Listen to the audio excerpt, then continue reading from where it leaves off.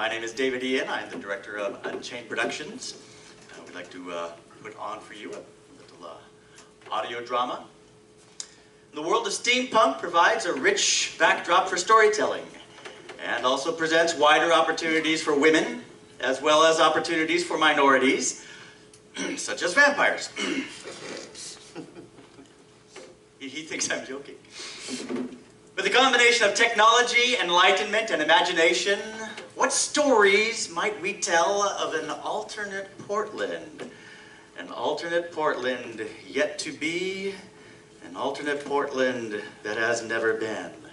What new challenges may arise, even when women run things, and vampires are our city neighbors, selling cookies from door to door.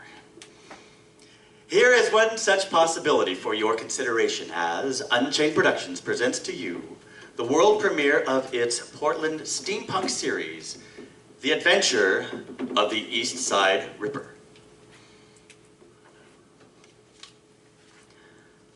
The year was 1889. Actually, it's been 1889 for some number of years now. Not exactly sure how that works, but there it is. I shall describe to you my singular encounter in my younger days with the most nefarious personage that the city of Portland has ever had to encounter, and the true accounts concerning these events involving the Eastside Ripper. However, not as accounted in the Portland Gazette under my byline, Miss Janice Jeffries, staff reporter, but instead to include details which were deemed not for public consumption. Portland indeed had its share of nefarious activity, to be certain. Of murders, mysterious deaths, and disappearances, this city wanted for none, make no mistake. And among those, a great number had remained unsolved. In fact, Portland as a city was quite infamous worldwide for people utterly disappearing. People went missing quite regularly in Portland, and there was a healthy trade in the presumed dead or forgotten being shanghaied to ports unknown from here. But when bodies began to be discovered on random early mornings on the dark and foggy streets on the east side of Portland, and when it was clear that this was not the function of some random robbery or disagreement gone awry, but instead by the condition of the bodies, cut and slashed and bloodied as they were, something monstrous, something unhuman was at work, and the city of Portland took a collective notice. And soon this monster became known as the Eastside Ripper. And what's more, it was also assumed that this monster was a vampire. It was to this end that my editor, Gerald Stark, had assigned me to interview the vampire liaison of Portland and to travel into the slum district of North Portland and meet with him there. Jeffries! We need an angle on this vampire run-amok business. Here in this first year when vampires are allowed into the annual city ball, and now these shocking vampire murders. Chaos! We don't know it's a vampire doing the murders for certain. Huh? That's why Roland McGraw came here in his airship. Who else could it be? At any rate, I've arranged for you to speak with the unofficial vampire representative, a Friedrich von Kraus in North Portland. You want me to go to the vampire quarter? He's segregated into the slum, and coming here might be dangerous for him with all the frenzy our public is in about vampires. Fine, but I'm taking the Hamilton and Reynolds with me. Now, you be careful with that. That's delicate recording equipment. If it's damaged, it's coming out of your paycheck. You pay me so little, it's hardly gonna be missed anyway. Just make sure you get back here in time. McGraw is supposed to be giving his findings later on today. Wouldn't miss it, Gerald. The vampire community had for the most part been segregated into North Portland after the bulk of them had arrived from points east. They'd been recruited as night shift workers, laying down the railroad track for the westward leg of the Pacific and Northwest Railroads through the Columbia Gorge. Holed up in their slums in the outermost portion of the North Quarter, they were tolerated for the most part as long as they kept to themselves. But now that shocking murders of slaughtered bodies were found in the southeast quarter of the city, it was demanded by the general populace that something had to be done to address this horror. Harvey had assigned me to meet with the unofficial representative of the vampire community, Friedrich von Kraus. I was received very warmly by Mr. Van Kraus, and I set up the sonic recording device as quickly as I could. I knew this was an important background interview. But vampire hunter Roland McGraw was going to give his findings later today, and I could not miss out on that. I needed to wrap this up as soon as possible. Introducing a frank exchange with myself, Janice Jeffries, on assignment from the Portland Gazette, and the vampire liaison of Portland, Friedrich von Cruz, as recorded upon the Hamilton and Reynolds sonic device for replicating sound and voice. We are recording. Ah, what wonders fill our day and age shall never cease. First of all, Friedrich, may I call you Friedrich? Please, I insist. I would not hear otherwise. Well, first of all, Friedrich, I wish to thank you for acquiescing to this dialogue. It is my distinct pleasure, madam. It is to the mutual benefit, the better understanding of your kind and ours, of the blooded and human. The more we learn to walk together on the same streets, shop under the same roofs, live within the same city limits, all the better. I would painfully point out the grave amount of misinformed lore which surrounds us to your people. Some even laughable, if it were not such a serious subject. Very good. So then, let's get the hard questions out of the way. By all means. Do vampires, in fact, drink human blood? Decidedly, emphatically, no. In the same way that humans eat meat, but don't eat human meat, vampires drink blood, but not human blood. But vampires have been documented, witnessed to do so. Feral ones, yes. Savages, entirely bereft of civilization. In the same way as the savage humans of isolated lands or islands are cannibals and eat human meat, but you don't count them as civilized. You consider them subhuman, not of your collective whole. As well as anyone in urban societies who may practice cannibalism, you lock them away in an insane asylum to determine what is ill with them. They have strayed from humanity so far as to be classified insane. It is the same with us and ferals. They are no better than an animal, and in many cases, worse. Now for some of the legends and lore to clear up the mysteries. Ah, yes, of course. Can vampires, for example, transform into mist? Of course, here, let me show you. No, surely not. What, change our elemental solid into a cloud of gas and still retain consciousness and mobility? Good heavens, no. You see, this is the kind of thing we have to deal with when humans are so ready to believe anything about vampires. And why it is so important to understand our nature as urgently as possible. To tear away the veil that makes us strangers and alien and monsters to your sight. So I take it then you cannot transform into a bat either. Let us say I weigh 180 pounds. So, 180 pounds of mass transform into what? 5 pounds of flying mass? And retain consciousness? The science just isn't there to support the fancy. And yet the fancy remains despite the learned science available to all to say otherwise. It's the stuff of children's tales. And high time we all grew up. How about being killed by, say, a stake through the heart? I dare say you would be killed by a stake through the heart, would you not? So would we. Yes, of course. What about death by fire? The same. You burn, we burn. Drowning? Well, yes. Cutting off the head? Good heavens, madam, who could survive that? We're not indestructible monsters, you know. The only difference is we just don't die of old age. To immortal humans, something must be attributed to your collective longevity. To account for it, you do seem indestructible to us. And just how old are you, after all, Friedrich? My dear lady, modesty forbids. Oh, come now. I would imagine modesty loses its vigor when it comes to age after a few dozen decades or so. I did promise a certain amount of transparency, didn't I? Though when the differences between our kinds become stressed, that is when suspicion grows worst. Very well, I will be 263 years old come the end of the month. Imagine, you don't look a day over 40. Indeed? Oh dear, I stopped aging just after 32 years. I suppose the decades do wear on the countenance after a fashion. What about crosses? What about them? Do they make you recoil in fear? We as vampires have our own rich history. We have our own lore, things we remember collectively and pass on to the newly initiated. I would point out that crucifixion and the use of crosses was a Roman construct long before it became an icon for a religion. In fact, the Romans used crucifixion especially upon vampires. I suppose holy water is the same? Inasmuch as it harkens to a time of persecution from the Christian cult, which is too terrible to recount in detail for your pages, I would imagine. How do vampires become vampires?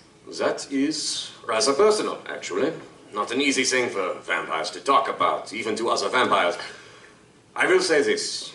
that vampire women are barren and vampire men are impotent. And vampires are not births, but are indeed transformed from human stock. In vulgar terms, we are essentially a parasitical race. So you see how important it is for us to be in good standing with our human counterparts, for whom we hold no prejudice. Do vampires marry, then? You, as a human, can only imagine the gravity of what it means should one vampire say to another, "Until death do us part." Sometimes there is a rare couple who will, and spend the generations together.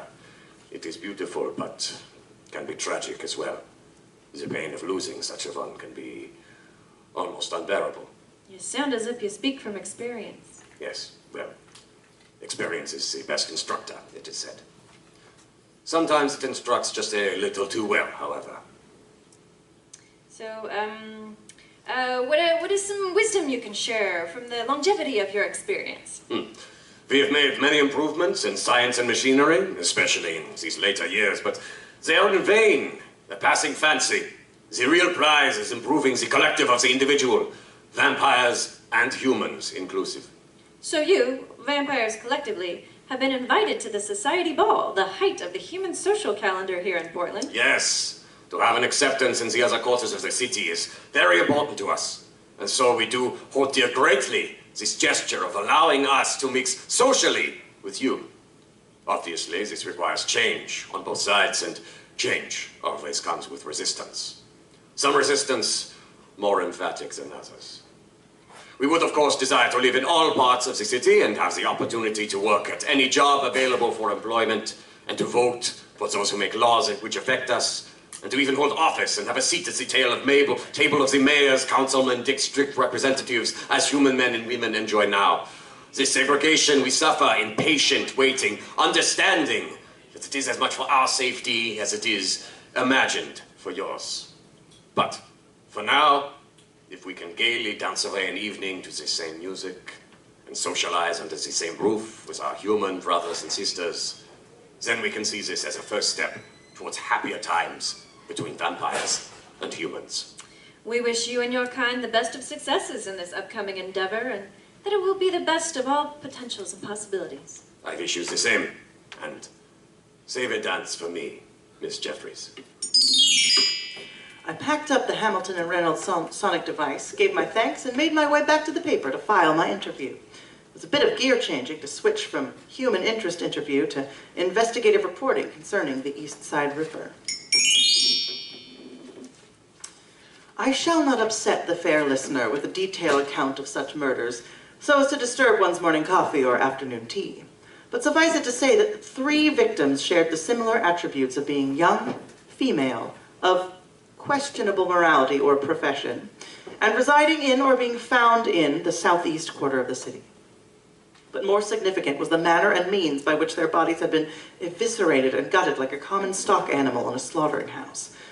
The immediate assumption was made that this was the work of a vampire that had gone feral, losing its civility and hunting for prey in the human sector of the city like some predatory monster.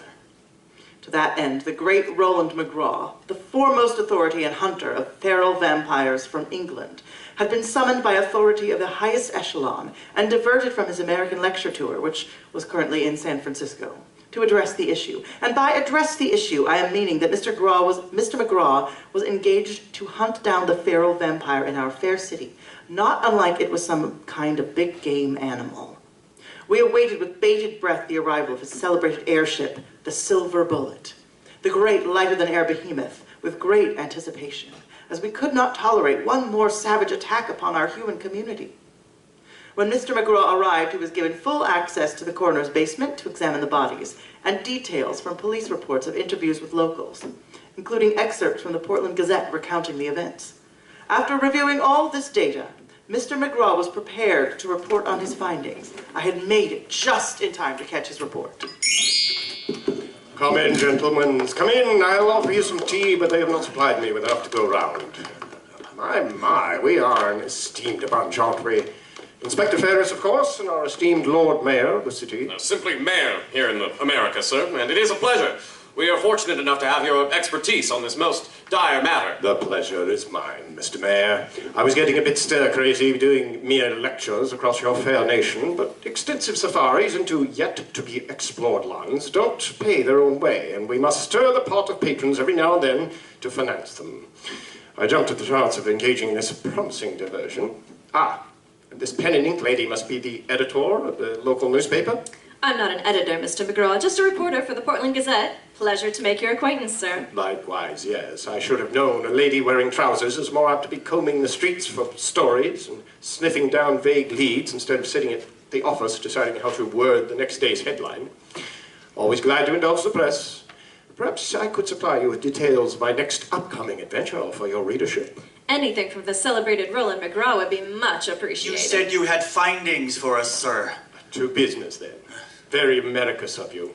Please, my ladies and gentles, sit where you can, stand where you must. Yes, I have an answer for your dilemma, though I don't think you're going to like my findings. We are prepared for anything, sir. Are you, then? Well enough, well enough. Oh, what is it? What have you found? Have you located the monster? No, haven't located as such. Be advised, the populace is quite on edge about this feral vampire running amok in our fair city. There's talk of rounding up all the vampire citizens, civil or no, shutting them up into the North District and burning it all to the ground. That would be unfortunate. And be yet another unpardonable atrocity to the vampire citizens of this city. And who, may I inquire, is this lady who speaks with such vim and vigor? This is Hester Deaelfweald, who is an appointed advocate of the vampire community here in Portland.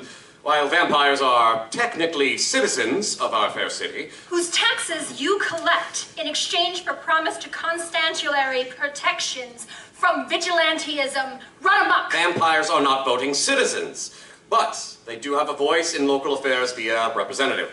Mrs. Deaelfweald here is present on behalf of the vampire district of the city. Greetings, Miss Deaelfweald. You are not Homo Nosferatu Vampiris, then?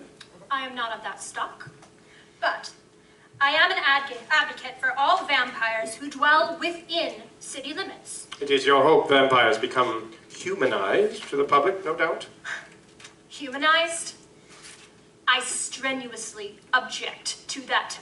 Do you? Well, no matter. You said you had findings for us, sir. Yes, to business. To one and all, I have reviewed your reports, interviews, descriptions, photographs, and newspaper accounts, and I'm prepared to give you my preliminary. Do tell.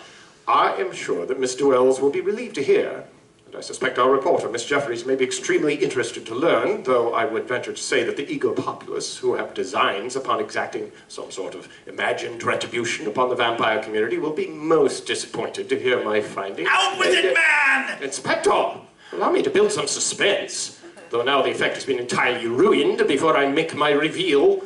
Which is, sir? That we are not, in fact, dealing with a feral vampire at all. What? Impossible! Surely! Now, dear gentles, my findings are both conclusive and scientific. Well, so you say. Unthinkable! I do encourage skeptics. However, if you would put aside your preconceived notions and prejudices and follow my logic, I believe you will arrive at and agree with my conclusions.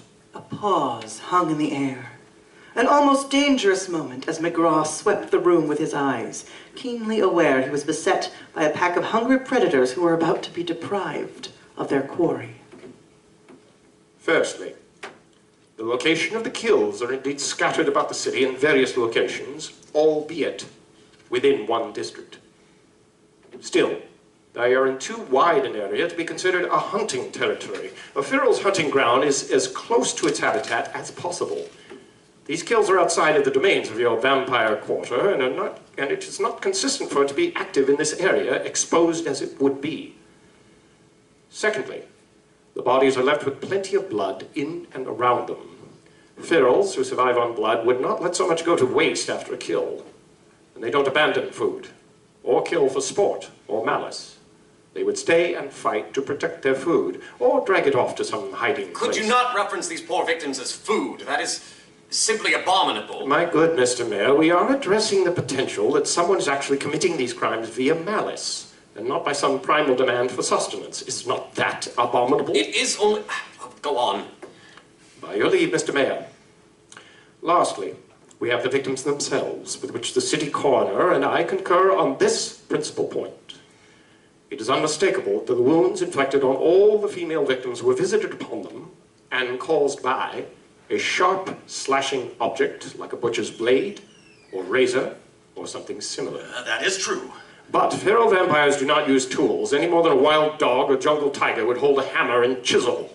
We shall defer to your expertise. So then, by facts and evidence and inescapable logic, we must conclude that these horrible deaths are not the work of some feral vampire looking to satisfy a base hunger, but rather they are inescapably murders done by a character who is more evil than anything nature would spawn. And that, dear gentles, is the most horrifying aspect of these circumstances.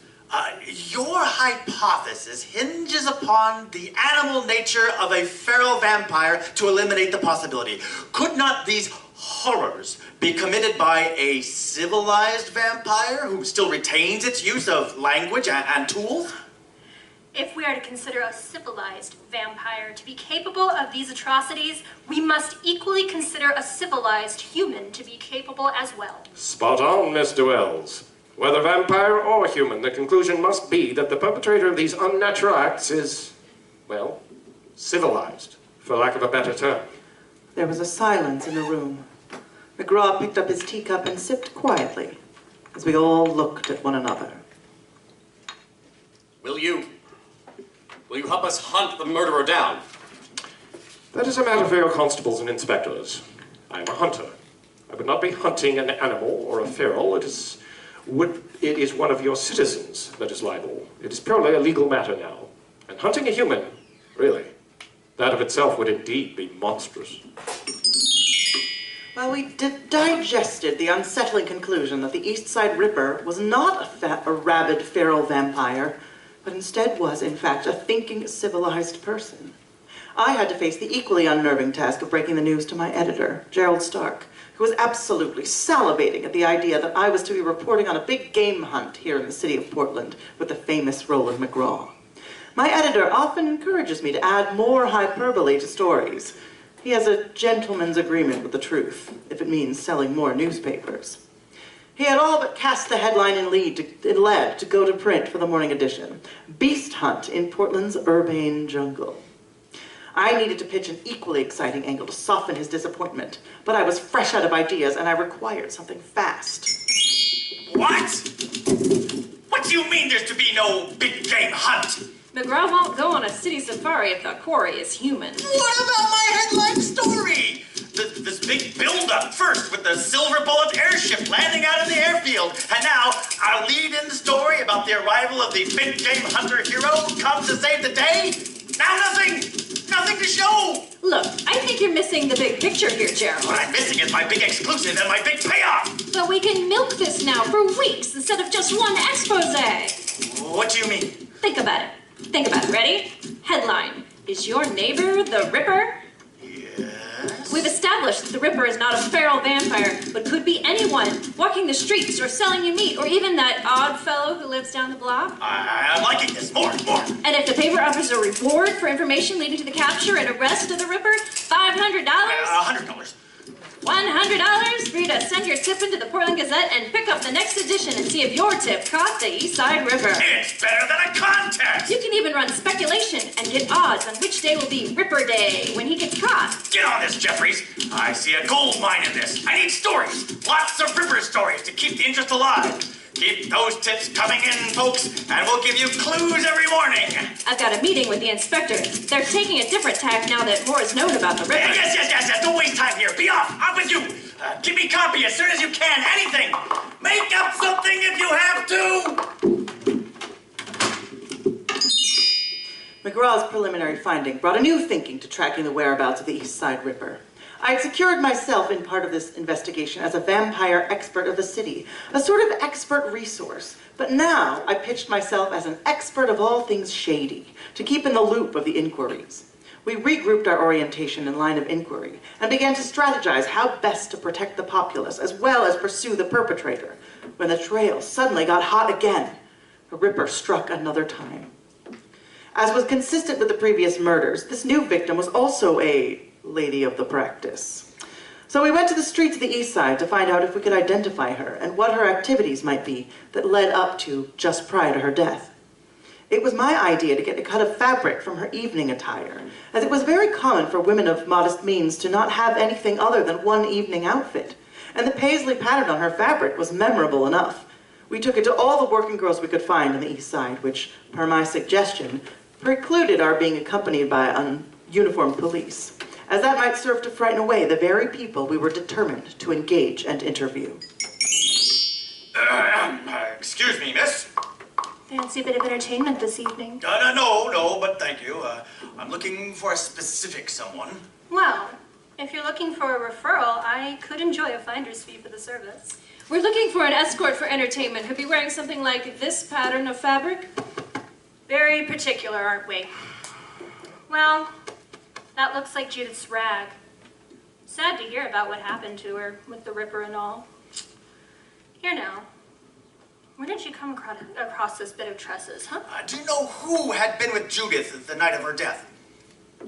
There was this gentleman, though I use the term loosely. He wanted a gal to accompany him to an entertainment. Could you describe him? Didn't pay much attention to his features after he pulled out the money. I can tell you, he wasn't much of a looker.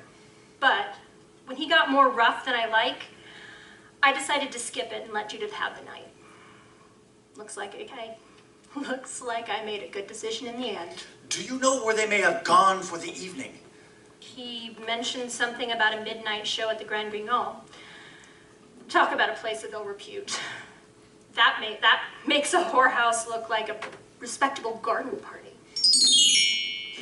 At the theater where the Grand Guignol plays, they weren't exactly forthcoming. I got us into the establishment with the owner under a pretense, but once the inspector identified himself, things got a little cagey. I'm sorry, our clientele for our shows are practically anonymous. We keep it mysterious, we keep it lively, we keep it intimate, and we keep it very discreet. You know, I just might invite the entire precinct of police to come down here and view your entertainment. Then you wouldn't have to worry about keeping things discreet. That would ruin us. Quite unfair, I might say. All right. Yes, there was a man here that night with this Judith girl. He was approached by one of our people. I'll have you talk with her. Clara! Tell these two about that strange couple the other night. Which strange couple? Show her the cloth. The rude man and the quiet girl. She was wearing this. Oh, that strange couple. Your name is Clara. Who's asking? What can you tell us about the man that was there that night? Oh, well, the girl, she was pretty much an amateur. It was a wonder she didn't starve to death. Too shy. But the man! What can you tell us about the man? Oh, yeah. Well, couldn't miss that one. Nearly ruined the performance he did. First of all, his look. That scowl. And secondly, for his manners. He was a cruel one, I could tell. I tried to interest him in a bit of distraction in joining the two of them, and he threatened me with this walking stick he had. Walking stick? Yeah, topped with bear's head, all metal and silver. He rebuffed your advances then. Right away. I tried once more.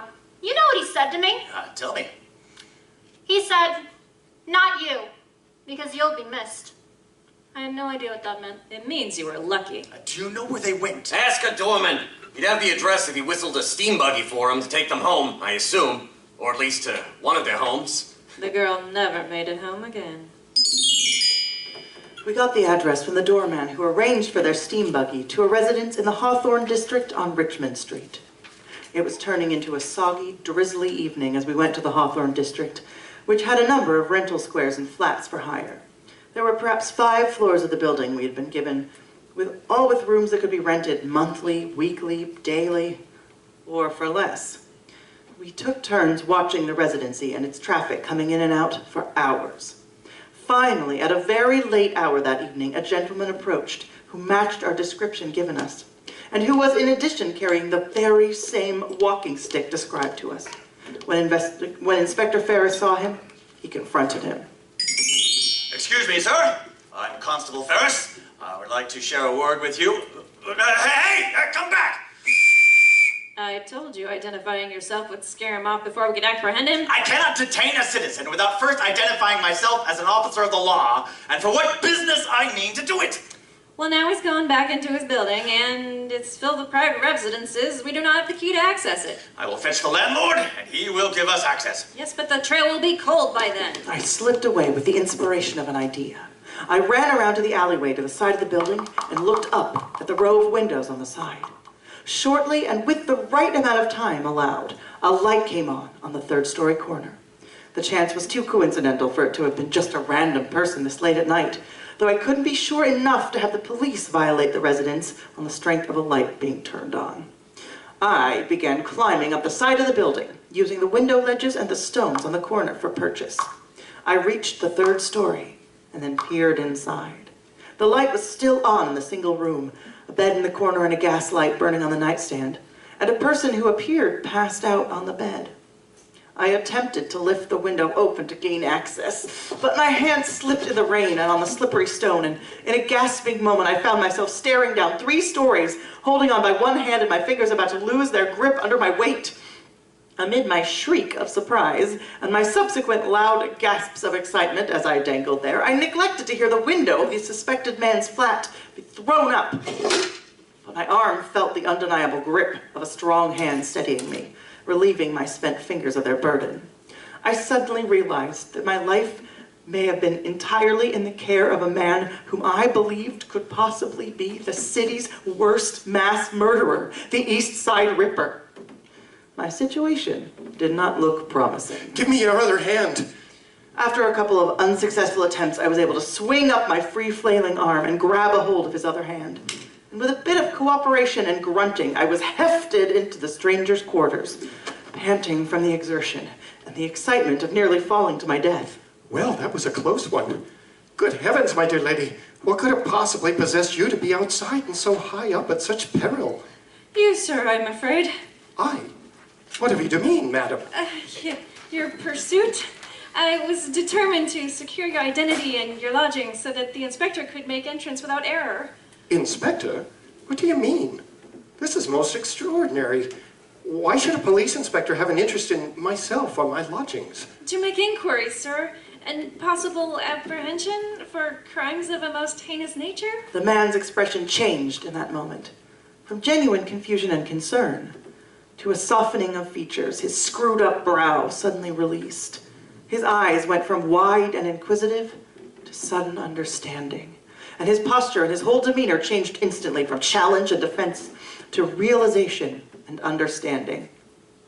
I could barely hear his words when he finally spoke, so quiet and weighted were they. What did he do? Forgive me, sir, but the police are wishing to inquire to someone matching your description and clothing about matters pertaining to the Eastside Ripper. The Eastside Ripper? Yes, we have a great reason to believe now that it's human, not vampire. He stood up, eyes wide, and I could tell by a quick glance to the exit doorway that he, for a fleeting moment, considered flight. But then he sank down again on the bed, defeated and despondent. Yes, and rightfully so, I would imagine. Why do you say that? I am a student of nature, you see. Though more a student of the unnatural within nature, if you get my meaning. Your meaning sounds familiar, but is incomplete. Tell me more. My name is Dr. Jensen. I study the sciences, chemistry, physiology, biology, zoology.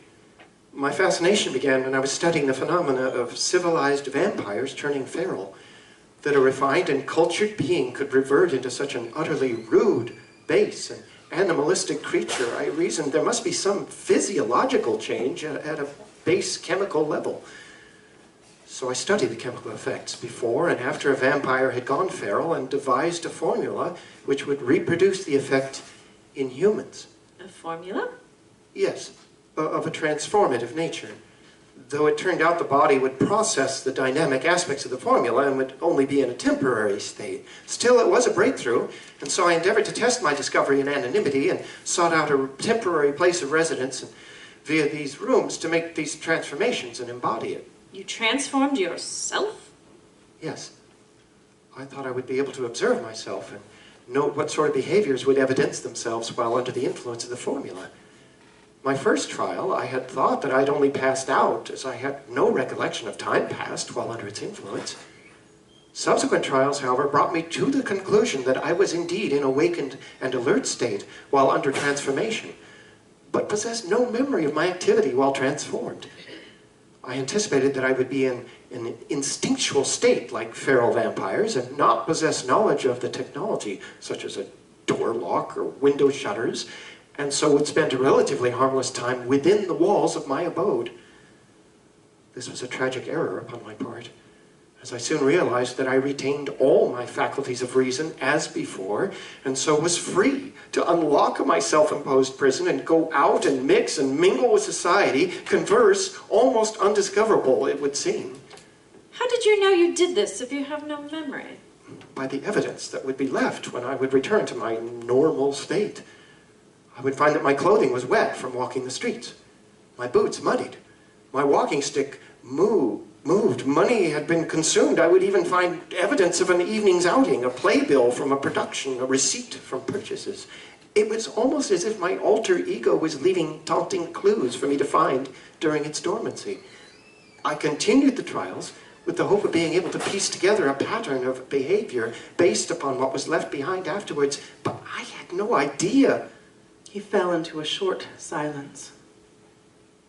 The Eastside Ripper, you say? I read the accounts in the newspaper and naturally found them horrible, but... Another silence ensued, and then with a trembling voice he added, I suppose now that explains why my shaving case had changed location. And the razor, I thought it curious, but I didn't think... Sir, if you are under the influence of something unknown, there may be legal circumstances. Legal circumstances? Circumstances which absolve you of the legal liability of your actions? For this? For this? Maybe the damaged property or a public disruption, but for this, I am wholly responsible for my own actions, no matter which state I am in. That may be, although our law demands that a person be allowed to confront their accusers. May I make a suggestion? What kind of suggestion? You referenced that your alter ego in its transitional state may have a different identity or consciousness than your own. Perhaps you could transform yourself so the inspector may inquire to the person with the conscious whose memories of the actual crimes. If there were motives or circumstances which may be for consideration, these can only be discovered by inquiring to your alter ego. There is merit in what you say. I would be of no help whatsoever at these inquiries, and I would only have circumstances to recommend me for what I may be ultimately responsible. For I tell you, I have no desire to skirt my responsibility should I be the cause for these tragedies. If I've indeed unleashed a monster within myself, it is I alone who is liable. We discussed that eventually the inspector would call upon this resident in his search once he gained entrance to the building's interior.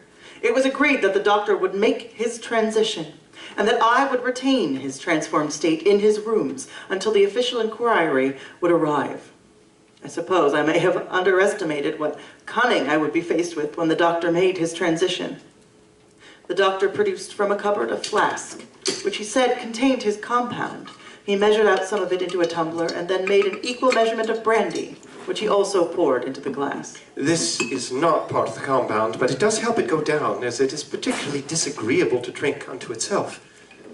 He tossed back the concoction, still gagging a short bit, and then braced himself upon the counter and said nothing, but closed his eyes.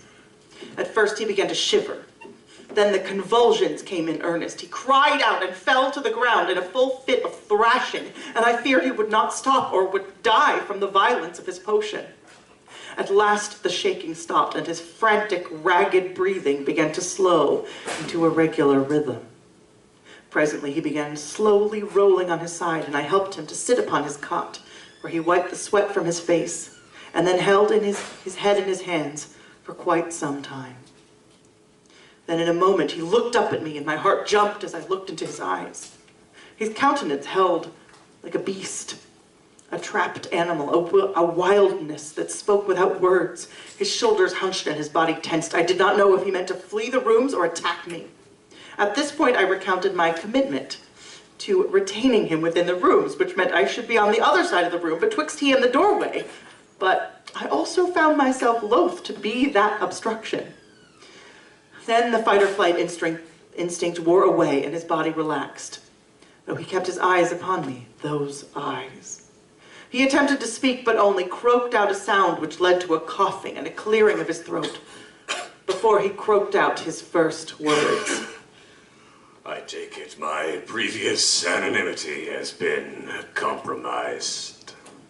I was surprised at his address, its intelligence and economic eloquence. I suppose I'd been expecting some halting words with no grammar or learning evident. This was not the feral beast our good doctor had been expecting. I shook myself out of this reverie and made to answer in the most neutral way possible. Yes, I suppose you could say that. Pity.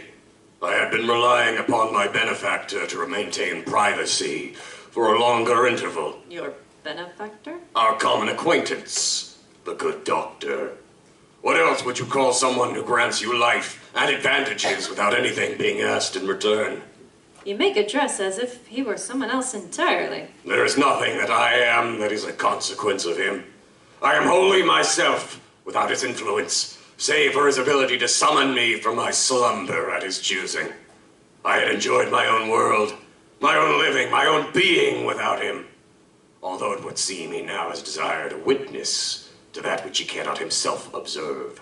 I am here by virtue of chance and discovery. I happened upon you as you lay passed out from your last foray, or him, as his circumstance as he awoke. I am not part of his experiment to observe, though I would have inquiries that I would wish to put to you if you would be of a mind. I am of such a mind, and such a mind I would imagine you would wish to examine.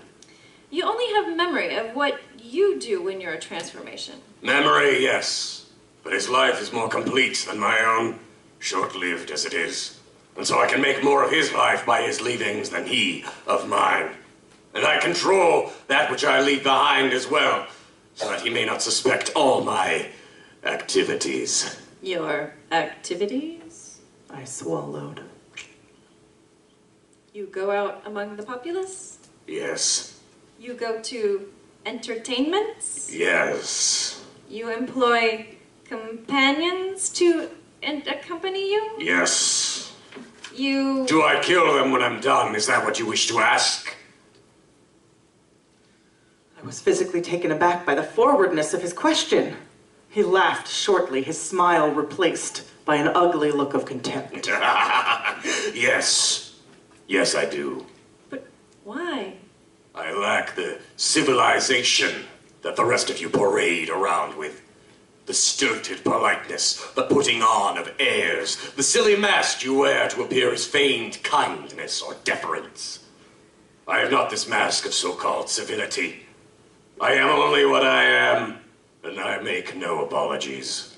But why do you kill? Because I can. I do all manner of things not normally considered moral, or legal, or right.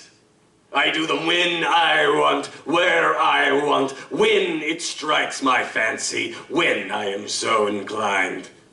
It is the only true freedom we as people truly can enjoy. As would you, were it not for the unbearable training you have suffered to dictate what is allowable under the so-called civilization. I have not an obligation to your laws, morals, and such. I am free to do as I wish, when I wish it. You would agree. But you cannot simply wreak havoc and inflict harm in the violation of others to visit violence upon their person or property. So say you. But there I are do. laws. Which I reject. Laws to supposedly protect the weak, or to distribute fairness across the land. Let me ask, is it fair to be born into affluence? Is it fair to be born into poverty? I say it is not. And if the Supreme Being has seen to it that one is born rich, the other poor, one be born strong, the other weak, one be born of a lesser tribe and another the greater, who am I to obey laws which fly in the face of this great will? I inflict hazard and harm upon another. The Supreme One wills it.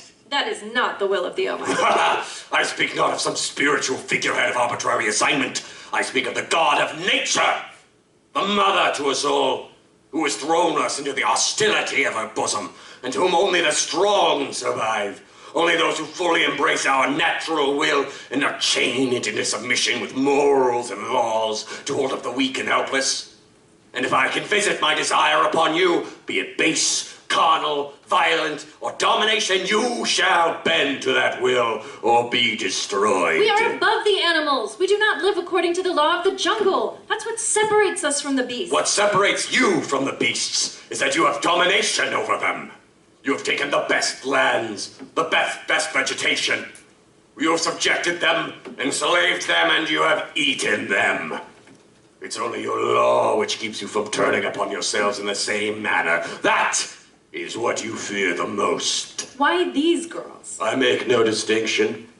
In fact, I have a respect for them, exploiting the base habits and urges of the menfolk. It is just too bad for them that the good population uniformly shames them for their practices, and in that hypocrisy bringing their own judgment against their good selves. If you respect them, then why do you victimize them? Because of the absurdly scandalous means by which they are not esteemed even in their own culture by their own kind. I would wager some of the more upright gentles have remarked when hearing of the dirty girls that have been so misused, beaten, and slashed, that they have remarked, and good riddance to them, or they got what they deserved, or it was time to take out the trash anyways. No self-respecting gentleman or constable would be seen being too eager to catch a killer who was doing the public service. But kill one society woman, kill one of their own, and in this manner, and the public revolt would reach the heavens. The hue and cry and objection to reach the heavens and the resources released to apprehend the fiend would be limitless. Someone of good reputation has been violated, after all. So it's nothing personal to the women I do attack. It's just a matter of practicality, after all. There was a loud pounding on the door. Open up! This is an official investigation! Now I understand your being here. Come in, Inspector. I believe you're acquainted with this lady. Well, how did you get in here? Alternate means? She's been detaining me for your arrival. Seems you're in a search for the Eastside Ripper. Exactly. Do you have an accounting for your warehouse? I am that man you were looking for. On the evenings in question... I am the subject of your investigation. If you fail to have an alibi, we may have... Idiot! I am your murderer! What? Must I be plain? I am the Eastside Ripper. Have you no shame, sir? None. And I have no sir. Or at least fear for yourself? What fear? In a short amount of time, I shall retreat back into the consciousness of my benefactor, and he in turn will pay the price for my actions. You planned this all along, didn't you? Surely you'll pay for this, man. No, sir, I won't. Someone else will. What kind of monster are you? I assure you, one for which you have no imagination to comprehend. And one thing that the good doctor has not taken into account is that I no longer require his chemical draught to make the transformation, but instead can be done at will. I have a feeling that my host will be relying upon me when spending time incarcerated. Of all the many constructs and institutions of mankind, it is the savageness of prison which most recreates the jungle and embraces the precepts of nature and the survival of the fittest. I shall thrive there. I shall finally be among those who understand me, and not have to keep up this ridiculous facade of civilization when I am among my own. I doubt it will be prison for you, animal. What? You'll go straight to the hangman's noose for sure. The trial will only be a formality, and you and your corruption will be hung by the neck until you are dead, dead, dead. I reject that this hypocritical citizenry should hold judgment over me. I refuse to acknowledge its authority. You are coming with me to your ultimate demise, sir. I shall not submit to you or anyone of this dreadful society. Grabbed up his walking stick and raised it up to strike. And in that same moment, the inspector drew his revolver and fired. The Ripper stood, frozen for a moment, stunned by the impact of the firearm, and then lurched forward to resume his attack, and the inspector fired in succession 4 times, each one sending him backwards with each shot, until he fell backwards into the window and through its broken pane. I jumped after him and grabbed his arm before he plummeted and held on as he dangled and shook there in the rain. He looked down below him, and when he looked up again, I saw not the hated face of the Eastside Ripper, but instead the face of the kind doctor who had not a short time earlier held my hand as I dangled precariously beneath his window ledge. Hold on! He looked me squarely in the eyes, the pain from his wounds and otherwise clearly on his face. I am sorry! And he released from my grip and slipped fully from my grasp and disappeared to the ground amid the dark and the rain. The police closed the cases involving the Eastside Ripper and notated them as solved, and attributed all the crimes to a feral vampire which had been tracked down and killed. The daily newspaper held the headline, "Eastside Ripper Stopped by Police," and the story therein contained a recap of the awful murders, very little about the events of the apprehension or indeed death of the Ripper, and a commentary about what this means for our fair city and populace now that a vampire monster no longer walks among us. Now, it is said, a monster no longer walks among us, but I wonder, since the real monster was awakened within the good and fair doctor, doesn't this mean that we are all potential murder monsters, buried beneath the thin veneer of polite society? And who among us may be next to shun the fabric of society and politeness we all clothe ourselves with, and live outside of the laws which protect and preserve the ideals of our culture? I can only hope that the good doctor's research has not been discovered, or better yet, discovered and destroyed, or forever lost. That we never again need fear the unleashing of that monster upon us again.